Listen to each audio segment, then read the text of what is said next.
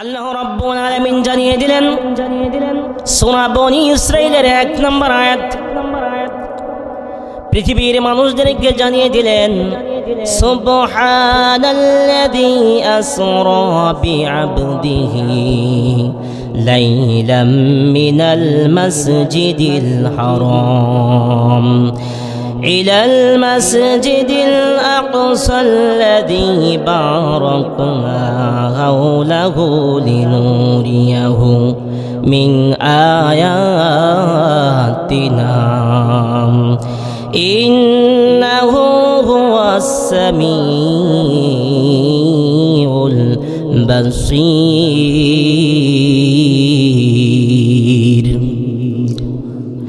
পবিত্র সেই সত্তা মহান আল্লাহ তাআলা রব্বুল আলামিন, যিনি বান্দাকে রাতের একটি অংশে মসজিদুল হারাম থেকে মসজিদুল আকসা পর্যন্ত নিয়ে যান, বলেন সুবহানাল্লাহ। যার চারপাশে আল্লাহ রাব্বুল আলামিন বললেন, যার চারপাশে মসজিদুল আকসা, তার চারপাশে আমি বরকতময় করেছি, তাকে আমার কিছু নিদর্শন দেখেছি।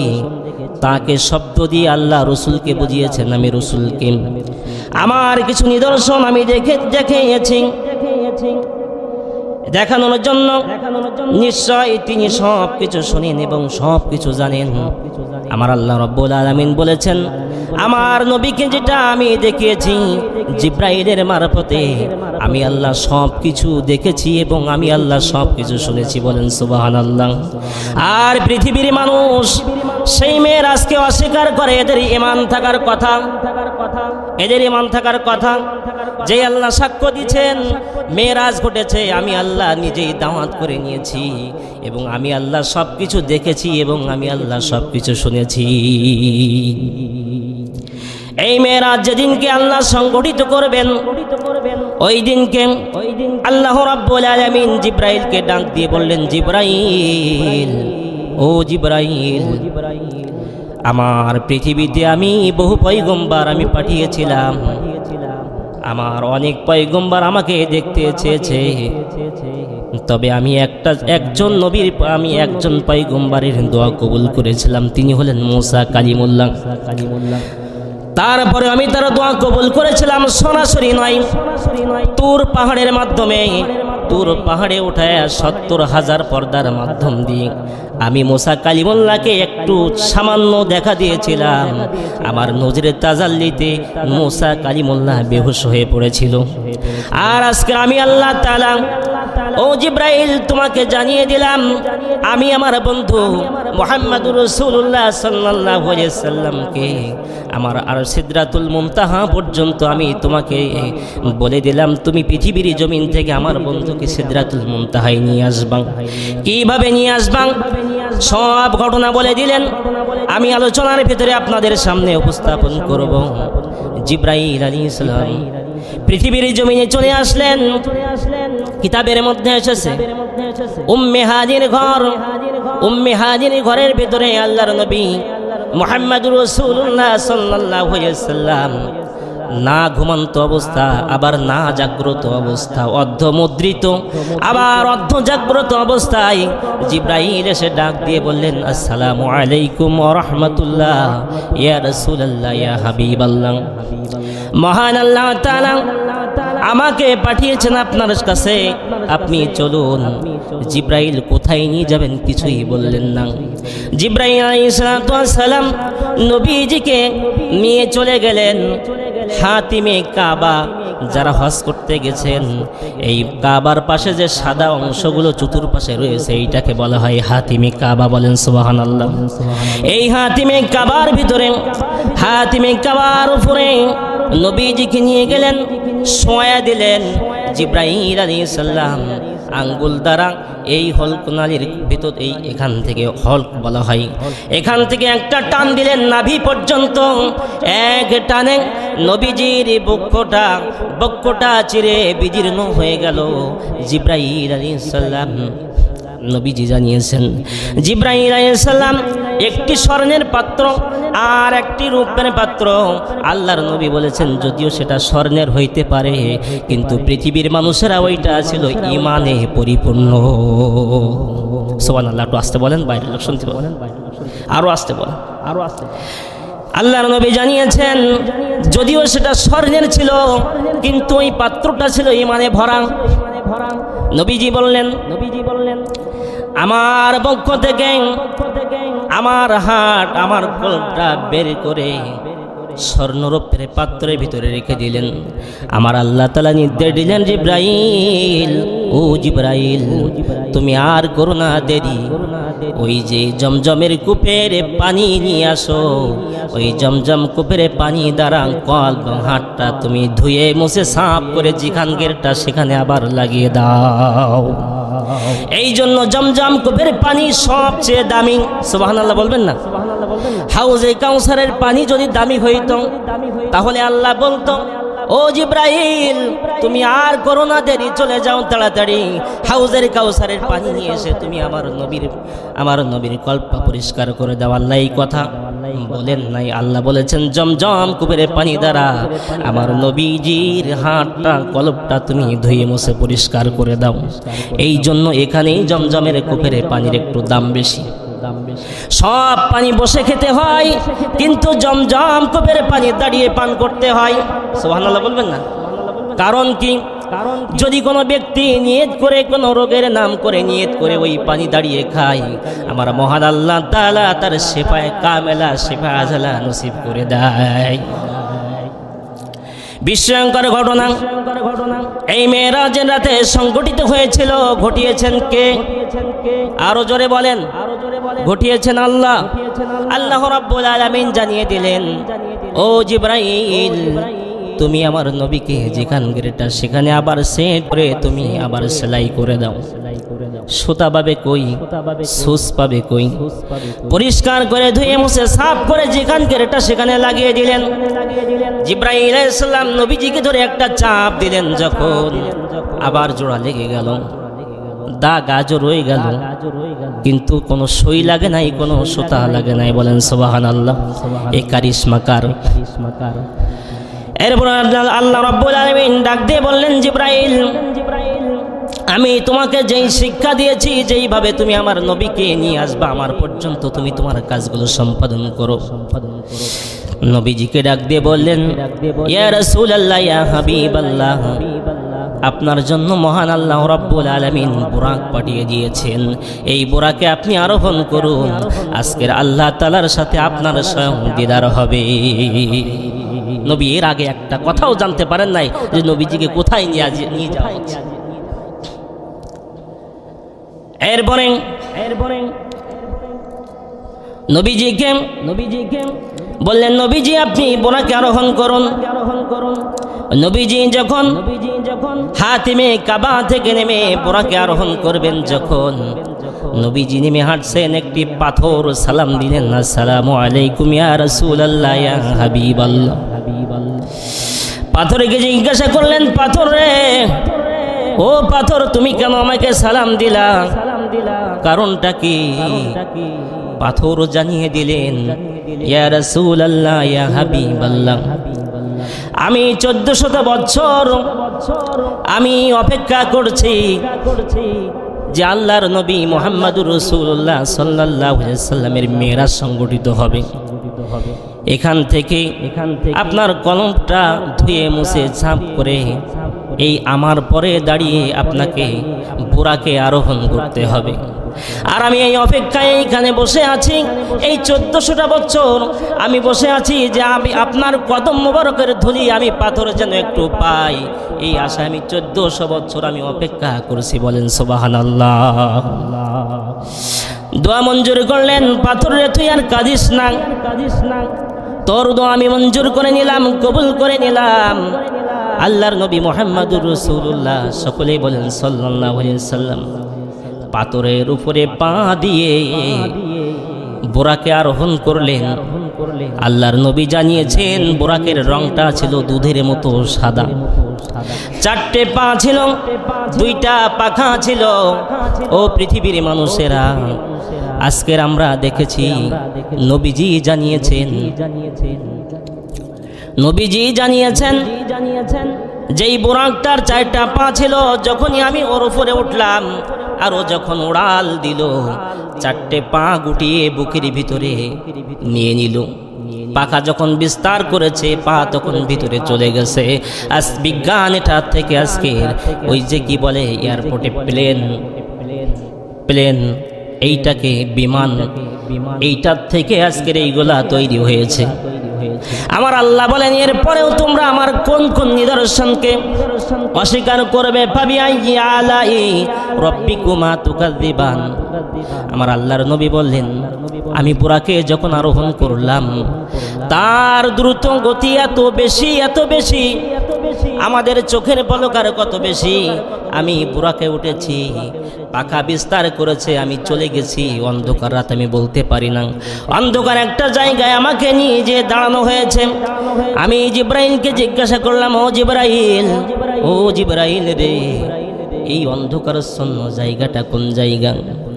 ডাক দিয়ে বললেন ইয়া রাসূলুল্লাহ, ইয়া হাবিবাল্লাহ, এটা হলো সেই জমিন, ইয়াসরিবের জমিন। এখানে আপনার নানার বাড়ি। আপনার আব্বা, আপনি যখন আপনার মায়ের গর্ভে 6 মাস, সেই সময় আপনার আব্বা এই সিরিয়াতে এই ইয়াসরিবের জমিনে ব্যবসা করতে এসে এই ইয়াসরিবের জমিনে আপনার বাবার কবর। ইয়া রাসূলুল্লাহ, ইয়া হাবিবাল্লাহ, আপনার যখন 2 বছর বয়স তখন আপনি আপনার বাবার কবর দেখতে এসেছিলেন, আর আপনার মা ফিরে যাওয়ার পথে এই ইয়াসরিবের দেশেই জ্বর এসে ইন্তেকাল করেছেন। এই ইয়াসরিবের জমিনে আপনার মায়ের কবর। এটা সেই ইয়াসরিব। ইয়া রাসূলুল্লাহ, ইয়া হাবিবাল্লাহ, আপনি যখন মেরাজ থেকে আসবেন এই ঘটনা যখন বলবেন আপনার আপন কওমের লোকেরা বিশ্বাস করতে চাইবে না, আপনার সাথে শত্রুতা পোষণ করবে।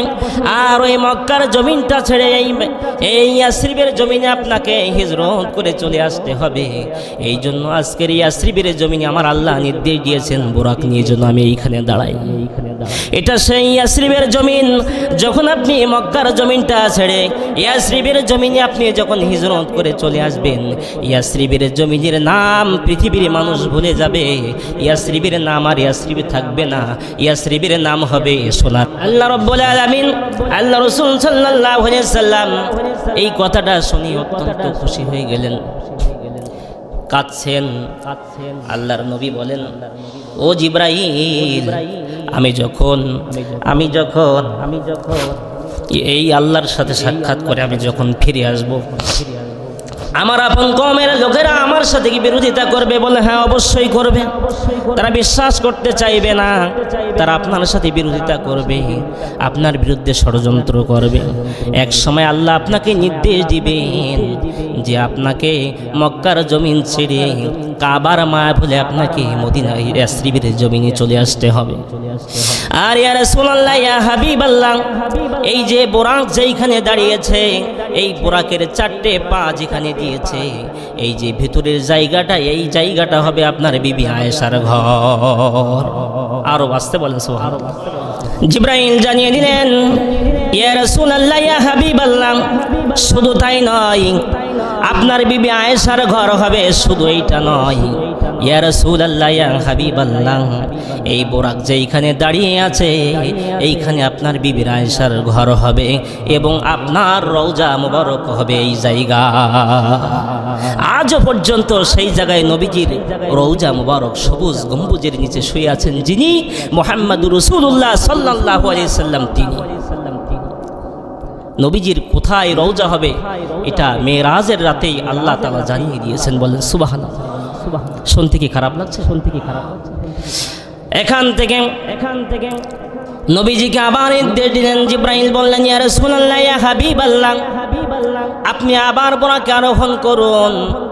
বুরাকে আরোহণ করলেন যখন, আবার বুরাকটা আরেকটা উড়াল দিল। বুরাক আরেকটা উড়াল দিল। মসজিদুল হারাম থেকে মসজিদুল আকসায় চলে গেলেন। যে দেখলেন মসজিদটা ভরপুর। এক কোনায় মুসা কালিমুল্লাহ বসে আছে, আর এক কোনায় ঈসা রুহুল্লাহ বসে আছে, আর এক কোনায় ইব্রাহিম আলাইহিস সালাম বসে আছে। চতুর্পাশে চতুর্জন, চারজন শেষ নবীজির আগে যে চারজন পয়গম্বর এসেছিলেন, চার কোনায় চারজন পয়গম্বর বসে আছেন, আর ওর ভিতরে সমস্ত পয়গম্বররা বসে রয়েছে। আর ফাঁকা যে জায়গাটা আছে, ইমামের যে জায়গাটা, এই ইমামতির জায়গাটা ফাঁকা রয়েছে।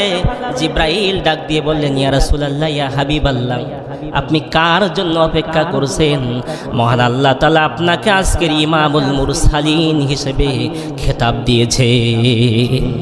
এই ইমামতির যে জায়গাটা, এই ইমামতির জায়গাটা আপনার জন্য অপেক্ষামান রয়েছে।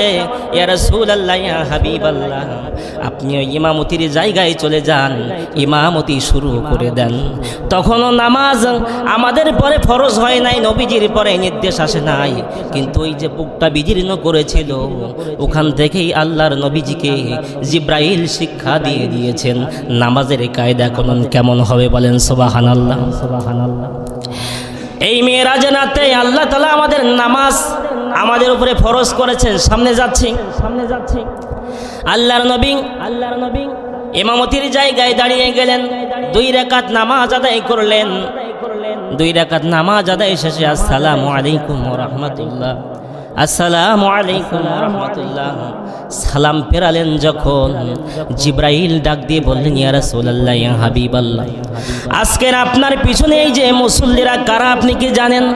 আল্লাহর নবী বললেন, না ও জিব্রাইল, আমি তো জানি না এরা কারা। নবীজিকে জানিয়ে দিলেন, ইয়া রাসূলুল্লাহ, ইয়া হাবিবাল্লাহ, আপনার পিছনে আজকে যারা নামাজ আদায় করেছে, এখানে 1,24,000 পয়গম্বর, মতান্তরে 2,24,000 পয়গম্বর। আল্লাহর নবী আদম থেকে শুরু করে ঈসা রুহুল্লাহ পর্যন্ত 1,24,000 ধরে নেন। 1,24,000 পয়গম্বরের সাথে যদি আল্লাহর নবী মোলাকাত করে, মুআনাকা করে, 30 সেকেন্ড করে সময় দিলেও হিসাব করে দেখলাম 62,000 মিনিট সময় লেগেছে। আল্লাহর নবী 27 বছর মেরাজে ছিলেন। 27 বছর পরে ফিরে এসে দেখে যেখানে উজু করেছিলেন, উজুর পানিটা আজও পর্যন্ত গড়িয়ে পড়ছে। আমাদের মতো এই এঁটেল মাটির জমিন না, মক্কার জমিনে যারা গেছেন বালুর জমিন, মরুভূমির জমিন, 27 বছর পরেও পানি গড়ায়। এই কারিশমা কার? আসতে বলেন, আসতে বলেন। আল্লাহ বিশ্বাস হয়, বিশ্বাস হয়। মেরাজ যে অবিশ্বাস করবে তার ঈমান থাকবে না, তার ঈমান থাকবে না। নবীজিকে ওখান থেকে আরোহণ করালেন প্রথম আসমানে। নবী আদমের সাথে দেখা হয়ে গেল। ফেরেশতা বলেন, কে? আমি জিব্রাইল। দরজা খোলো। সাথে কে? আল্লাহর নবী জানিয়ে দিলেন, জিব্রাইল জানিয়ে দিলেন, ফেরেশতা আমার সঙ্গে যেই ব্যক্তি রয়েছে ইনি এমন একজন ব্যক্তি যাকে সৃষ্টি না করলে ও ফেরেশতা তুমি পর্যন্ত সৃষ্টি হতে না। আজকের সেই পয়গম্বর নবী মুহাম্মদুর রাসূলুল্লাহ সাল্লাল্লাহু আলাইহি ওয়াসাল্লাম আমার সাথে নির্দেশ আছে যাওয়ার। সরাসরি আল্লাহ তাআলা তাকে নির্দেশ দিয়েছেন, দাওয়াত করেছেন। দরজা খুলে গেল। দরজা খুলে বাবা আদমের সাথে দেখা হয়ে গেল। সালাম দিলেন, জানিয়ে দিলেন, ইয়া রাসূলুল্লাহ, এই হচ্ছে আপনার আদি পিতা আদম আলাইহিস সালাতু ওয়াস সালাম। নবীজি সালাম দিলেন, মোলাকাত করলেন। আদম দোয়া করলেন, হে নিকার পিতার নিকার সন্তান, যাও তুমি আজকে আল্লাহর সাথে দিদার করো। নবীজি দ্বিতীয় আসমানে উঠে গেলেন। নবীজি দ্বিতীয় আসমানে উঠে গেলেন। সম্ভবত নবী ইদ্রিস আলাইহিস সালামের সাথে দেখা হয়ে গেল। ইদ্রিস আলাইহিস সালামকে পরিচয় করাইয়ে দিলেন, সালাম দিলেন, দোয়া করে দিলেন। তৃতীয় আসমানে গেলেন। এইভাবে সপ্তম ষষ্ঠ আসমানে চলে গেলেন। যখন মূসা কালিমুল্লাহর সাথে দেখা হয়ে গেল, মূসা কালিমুল্লাহর সাথে পরিচয় করিয়ে দিলেন, সালাম দিলেন, দোয়া করে দিলেন। সপ্তম আসমানে গেলেন।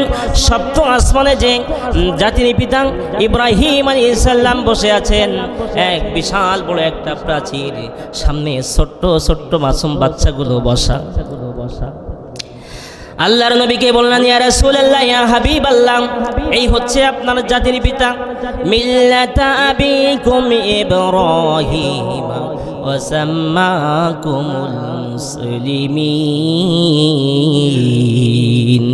ইনি আপনার জাতির পিতা ইব্রাহিম আলাইহিস সালাম আপনি সালাম দিলেন মোলাকাত করলেন দোয়া করে দিলেন নবীজি জিজ্ঞাসা করলেন জিবরাইল ও জিবরাইল আমি বুঝলাম আমার জাতির পিতা ইব্রাহিম আলাইহিস সালাম হই কিন্তু এই যে বিশাল বড় প্রাচীর এবং ছোট্ট ছোট্ট বাচ্চাগুলো এরা কারা জিবরাইল জানিয়ে দিলেন ইয়া রাসূলুল্লাহ ইয়া হাবিবাল্লাহ যেই সন্তানগুলো মায়ের পেট থেকে পৃথিবীর জমিনে এসে নিষ্পাপ অবস্থায় মৃত্যুবরণ করেছে আর বাবা মার নিয়েছিল আমি এই সন্তানটাকে আলেম বানাবো হাফেজ বানাবো কিন্তু পৃথিবীর জমিনে সেই সময় পর্যন্ত তাদের যায় নাই নিষ্পাপ অবস্থায় মৃত্যুবরণ করেছে আমার আল্লাহ এই জাতির পিতা ইব্রাহিম আলাইহিস সালামের কাছে তাদেরকে আলেম বানাচ্ছে হাফেজ বানাচ্ছে সময় তো শেষ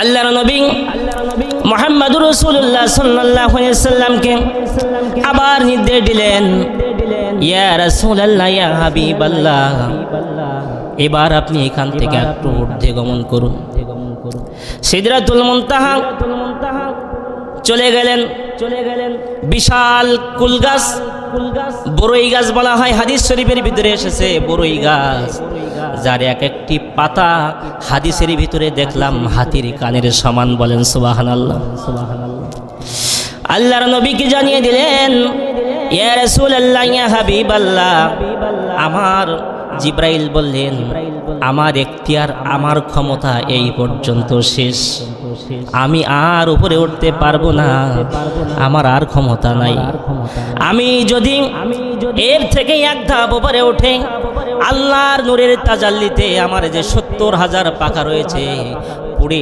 ছারখার হয়ে যাবে ও জিবরাইল বলি ইয়া রাসূলুল্লাহ আমার আর ক্ষমতা নাই মহান আল্লাহ তাআলা রফরফ নামক একটি বোরাক পাঠিয়ে দিলেন এই বোরাকের ভিতরে নবীজিকে আরোহণ করার নির্দেশ দিলেন ইয়া রাসূলুল্লাহ ইয়া হাবিবাল্লাহ আমি জিবরাইল আর যেতে পারবো না এই বোরাক আর যেতে পারবে না এই রফরফ নামক যে বোরাকটা পাঠিয়েছেন এইটা সরাসরি আল্লাহর কাছে যেতে পারবে বলেন সুবহানাল্লাহ রফরফ নামক বোরাকের ভিতরে যখন উঠলেন চলে গেলেন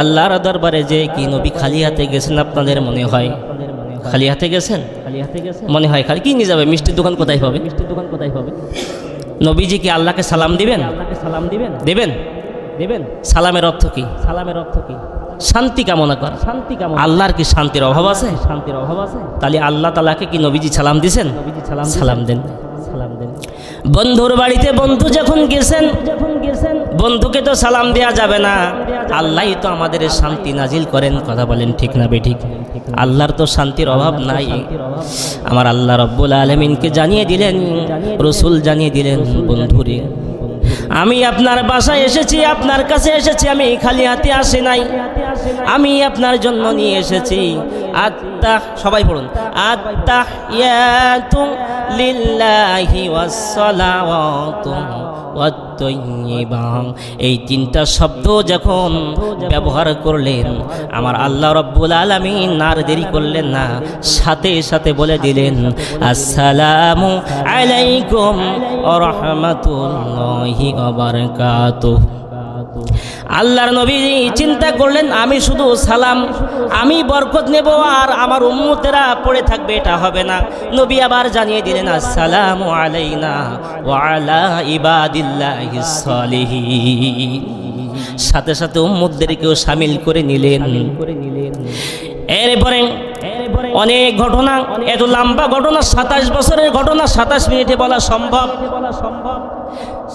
সামান্য তাজ দিয়ে যায় এরপরে নবীজিকে উপহার স্বরূপ উপটৌকন স্বরূপ 50 ওয়াক্ত নামাজ নাজিল করলেন নবীজি চলে আসলেন মুসার সাথে দেখা নবীজি মুসা কালিমুল্লাহ জিজ্ঞাসা করলেন ও নবীজি ও বাবা মুহাম্মদ আল্লাহর কাছে তুমি তো গিয়েছিলে, তোমাকে কি দিয়েছে? নবীজি হাসি মুখে খুশি মনে বললেন, আমাকে 50 ওয়াক্ত নামাজ আমার উপরে বরাদ্দ করেছেন। মুসা কালিমুল্লাহ কান্দে বলে, ও বাবা মুহাম্মদ, তুমি এটা পারবা না, তোমার উম্মত এটা পারবে না, কারণ এর আগে আমি তো উম্মত চালাই এসেছি। আমার উম্মতের উপরে 1 ওয়াক্ত নামাজ ছিল, তাই আমার উম্মতেরা সঠিকভাবে পালন করতে পারে নাই, তুমি ফিরে যাও। নবীজি ফিরে আসলেন, আরজি করলেন, কমিয়ে দিলেন 10 ওয়াক্ত। চলে আসলেন, আবার মুসার সাথে দেখা, কি করেছ? বলে 10 ওয়াক্ত কমিয়ে দিয়েছে, বলে পারবে না, আবার ফিরে যাও। এইভাবে ফিরে গেলেন, সর্বশেষ 5 ওয়াক্ত নামাজ নিয়ে নবীজি খুশি মনে চলে আসলেন। মুসা কালিমুল্লাহ জিজ্ঞাসা করলেন, ও নবী মুহাম্মদ, কি নিয়ে এসেছো? বলে সর্বশেষ 5 ওয়াক্ত নামাজ আমার উম্মতের জন্য বরাদ্দ করেছেন। বলেন সুবহানাল্লাহ। আল্লাহর নবী জানিয়ে দিলেন, আল্লাহর নবী মুসা কালিমুল্লাহ জানে এটাও পারবে না, আবার ফিরে যাও।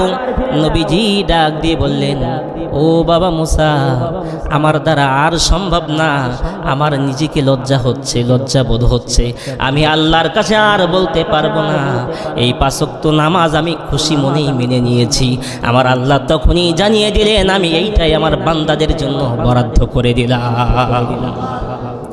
এই 5 ওয়াক্ত নামাজ যারা পড়বে, হক পথে যারা চলবে, হালাল রিজিক যারা খাবে, নবীর উম্মত হবে তারা। আর 5 ওয়াক্ত নামাজ যারা সহি সালামতে পড়তে পারবে না, রোজা রাখতে পারবে না, নবীজির আদেশ নিষেধ মানতে পারবে না, তারা কি নবীর উম্মত হবে? হবে না। আর নবীর উম্মত হলে উপকার কি আর ক্ষতি কি? সামান্য ছোট্ট একটি এই মেরাজের ঘটনা আমি জানিয়ে দেই। অনেক লম্বা ঘটনা, আর সম্ভব না সামনে যাওয়া। আরশে আজিমে মহান আল্লাহ তাআলা আরশ কুরসি অনেক কিছু নবীজিকে দেখালেন। নবীজি দেখতে দেখতে দেখলেন একটা বিশাল পান্ডেল, মধ্যখানে একটা চেয়ার, আর ওই চেয়ারের ডান পাশে একটা চেয়ার, আবার বাম পাশে 313 খানা চেয়ার। নবীজি দেখে কিছু বলেন না। আল্লাহ রাব্বুল আলামিন বললেন, ইয়া রাসূলুল্লাহ, ইয়া হাবিবাল্লাহ, বন্ধু আপনি জানতে চাইলেন না এই বড় চেয়ার একটা, আর ডান পাশে একটা চেয়ার, বাম পাশে 313 খানা চেয়ার কেন আমি রেখেছি? নবীজির ভিতরে তখন কৌতূহল সৃষ্টি হলো, তাই তো। তখন আল্লাহ তাআলা বললেন, আমি আপনাকে জানিয়ে দেই। বলেন সুবহানাল্লাহ। এই যে বড় যে চেয়ারটা, এই চেয়ারটা আমি আল্লাহ রাব্বুল আলামিনের জন্য, সুবহানাল্লাহ বলবেন না। আর ডান পাশে যে চেয়ারটা আমি রেখেছি, এই ডান পাশের চেয়ারটা আমি আপনার জন্য বরাদ্দ করে রেখেছি। আর বাম পাশে যে 313 খানা চেয়ার আমি রেখেছি, বিশিষ্ট বিশিষ্ট পয়গম্বরদের জন্য আমি এই 313 খানা চেয়ার আমি বরাদ্দ করে রেখেছি। নবীজি কিছু বললেন না। আল্লাহ রাব্বুল আলামিন আবার বললেন, নবীজি আপনি এটাও কেন জানতে চাইলেন না? ডান পাশে একটা চেয়ার, বাম পাশে 313 খানা চেয়ার আমি কেন রেখেছি? আমি আল্লাহ আপনাকে জানিয়ে দেই, এই যে ডান পাশের যে চেয়ারটা এবং বাম পাশে 313 খানা চেয়ার, এই বাম পাশে 313 খানা চেয়ার বিশিষ্ট বিশিষ্ট পয়গম্বরদের নিচে আমি রেখেছি জান্নাতের নহর। একটু আস্তে। আর ডান পাশে যে চেয়ার আমি রেখেছি, এই ডান পাশের চেয়ারটা আপনার, আর আপনার চেয়ারের তলায় আমি রেখেছি জাহান্নামের গলিপথ। আল্লাহর নবী চোখের পানি ছেড়ে দিয়ে কাঁদে, হে আল্লাহ তাআলা, এইখানে আপনার কোন হিকমত কাজ করলো? সকল পয়গম্বরদের চেয়ারের তলায় আপনি জান্নাত বরাদ্দ করে রেখেছেন, আর আমি নবী আমার চেয়ারের তলায় আপনি জাহান্নামের গলিপথ কেন রাখলেন? আমার আল্লাহ তাআলা ডাক দিয়ে বললেন, নবীজি আপনি কাঁদবেন না। পৃথিবীর মানুষ যখন বিপদে পড়ে, পৃথিবীর মানুষ যখন মুসিবতে পড়ে, কোথায় মেম্বার আছে, কোথায় চেয়ারম্যান আছে, কোথায় দলের প্রধান আছে, কোথায় মন্ত্রী মিনিস্টাররা আছে, খোঁজ করে আমাকে বাঁচান, পরিবার শেষ হয়ে গেল। ঠিক হাসরের ময়দানে যেই দিনকে বিচার শেষে মানুষ জাহান্নামী হয়ে যাবে, মানুষ জান্নাতি হয়ে যাবে। যারা জান্নাতি হবে তাদের কোনো বিপদ থাকবে না, তারা জান্নাতের ভিতরে ওই গলিপথ দিয়ে যাবে। আর 313 জন পয়গম্বরের চোখে পড়বে, তারা কোনো তাদের ভিতরে অতটা মায়া না, আমি যতটা মায়া আপনার ভিতরে দিয়েছি। এই জন্য আপনার চেয়ারের সামনে, আপনার চেয়ারের তলায় আমি জাহান্নামের গলিপথ দিয়েছি। যখন বান্দা জাহান্নামের গলিপথ দিয়ে যাবে, তাকে দেখবে আপনি উপরে বসা আছেন, ডাক দিয়ে বলবে, ইয়া রাসূলুল্লাহ, ইয়া হাবিবাল্লাহ, আজকের আপনি ওই চেয়ারে বসে থাকতে, আপনি আজকে আমাদের সামনে থাকতে আমরা জাহান্নামী হয়ে যাব। এই কথা শুনে নবী আপনি আর দেরি করতে পারবেন না, লাভ দিয়ে সকলকে সমবেত করে আপনি একত্রিত করে আপনার উম্মত যারা হবে গো, তাদেরকে আপনি বেছে বেছে জান্নাতে দিয়ে দিবেন। আর যারা আপনার উম্মত হতে পারবে না, পৃথিবীর জমিনে আল্লাহর কোরআনকে উল্টে চলবে যারা, আপনার হাদিসকে উল্টায় চলবে যারা, তাদেরকে জাহান্নামের ভিতরে ওইভাবে উল্টা অবস্থায় চালানো হবে। মাথা থাকবে উপর দিকে, মাথা থাকবে নিচের দিকে, পা থাকবে উপর দিকে। এই জন্য এইখান থেকে মেরাজ থেকে শিক্ষা নিতে হবে। কোরআন যেটা বলেছে, হাদিস যেটা বলেছে, আপনার আমার জীবনে এটা বাস্তবায়ন করতে হবে, পালন করতে হবে। সৎ কাজের আদেশ দিতে হবে, অসৎ কাজের নিষেধ করতে হবে। আপনাকে মানতে হবে, অপরকে দাওয়াত দিতে হবে। নামাজ কায়েম করতে হবে, নিজে শুধু পড়লেই হবে না, তাহলে আপনি নবীর উম্মত হতে পারবেন। আর আল কাসরের ময়দানে আল্লাহ তাআলার কাছে আপনি আমি সুপারিশের কাণ্ডারি হতে পারবো।